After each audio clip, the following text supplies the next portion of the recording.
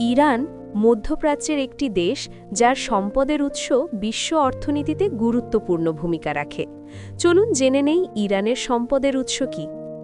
ইরানের সবচেয়ে বড় সম্পদ হল তেল ও প্রাকৃতিক গ্যাস। দেশটি বিশ্বের অন্যতম বৃহৎ তেল উৎপাদনকারী এবং বিশাল গ্যাস ভাণ্ডারের মালিক। এছাড়া কৃষিখাতেও ইরান সমৃদ্ধ। পিস্তাচিও, খেজুর, জাফরান আর আঙুরের মতো কৃষিপণ্য বিশ্বজুড়ে রপ্তানি হয়। শিল্প খাতে রয়েছে গাড়ি উৎপাদন, টেক্সটাইল এবং পেট্রোকেমিক্যাল। আর প্রাচীন ইতিহাস ও সংস্কৃতির কারণে পর্যটনও ইরানের একটি সম্ভাবনাময় সম্পদ।